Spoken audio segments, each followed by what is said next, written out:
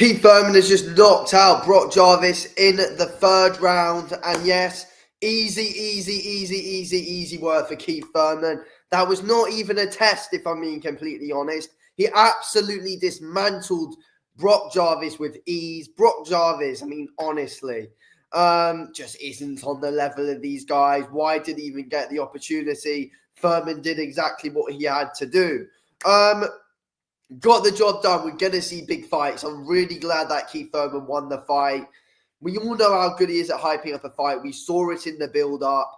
And, you know, he's back. Big fights now for Keith Thurman. But it was an interesting fight, in my opinion. But it was just easy for Keith Thurman to win. It's an interesting one to talk through. I mean, early on, Brock Jarvis in that first round came out and just tried to make it so ugly. And it's funny because everything that Keith Thurman said about Brock Jarvis in the build-up to the fight, Brock Jarvis did in that first round. He just came out so stiff, so square on, trying to, land some big shots to the body.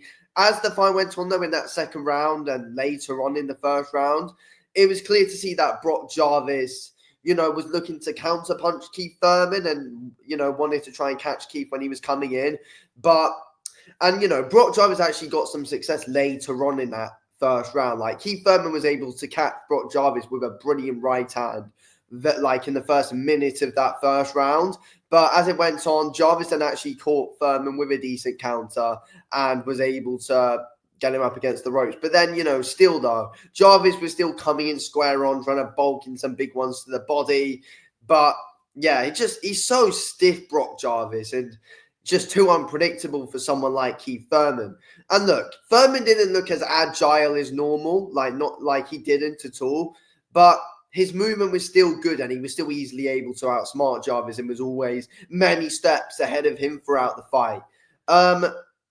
Second round, Keith Thurman really got that jab going a lot more and was able to, roll under and duck under quite a few of Jarvis's shots really easily. And the level changes of Thurman when he was throwing his jab was very good to see. Jarvis would often try and counter the jab of Thurman, but Thurman didn't care at all. Jarvis could not get in the inside. Jarvis wanted to fight on the inside and, make it a really messy fight as he always wants to do. But you can't do that against someone like Keith Thurman. You can't make it a messy fight. Keith Thurman's just going to be able to outsmart you if you're just walking into shots. As I said, Thurman wasn't as agile as normal. We didn't really see the angle changes from Keith Thurman. But he was still always very calm and composed in there and very good behind the jab. He started to double it up a bit more as we went on. But yeah, the single jabs of Keith Thurman were very good. And Jarvis was just walking right into it. And Thurman was always snapping the head back of Jarvis. And from that second round, you could tell Keith Thurman was very much in control of that fight. And Jarvis was not a threat to him whatsoever.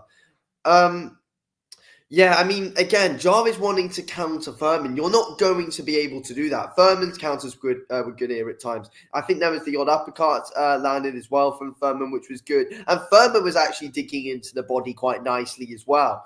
Thurman was actually investing with his body work. And Thurman's not usually known to be a big body puncher, but I feel like it was good to see more variety from Thurman today with those body shots. And it made him even more unpredictable.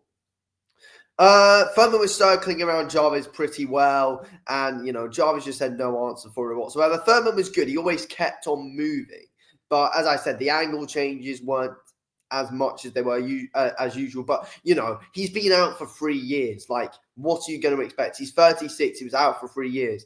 He's not going to be as agile as normal. But I think Keith Thurman's clearly got a lot left in him to be fighting at the top level. We know that for a fact. But compared to that normal Keith Thurman, there were the odd flaws there. And, it was clear he was out the ring for 3 years. But it surprised me that he didn't want to get more rounds in. And I'm glad that he wanted to set a statement there, though. We just need to see him have a really, really, really active 2025. We at least need to see him 2 more times, if we're being completely honest, this year. Keith Thurman. But look, he was able to shake off some cobwebs there, and then that third round where he got the knockout. People say it's a stoppage, it was a knockout.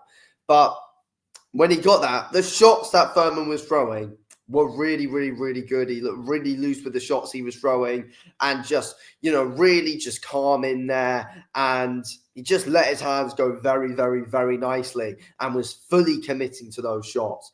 I feel like in the first round, at times, Thurman wasn't fully committing as much as what he did. But as the fight went on, Thurman was fully committing to those shots and was just so comfortable at letting his hands go and was able just to get in that rhythm as the fight went on. And you could tell that the cobwebs were being shaken off, a minute, as the minutes went on, the cobwebs were being shook off by Thurman. And Thurman, once he got into his rhythm completely and let his hands go, like we know what Keith Thurman can do, get that speed going, Thurman was able to completely punish Brock Jarvis and show that he was not on his level whatsoever. So, yeah, big stuff there from Keith Thurman. A big comeback and a good statement as well that has been set by Keith Thurman. And that is what he had to do tonight, or this morning, should I say, here in the UK.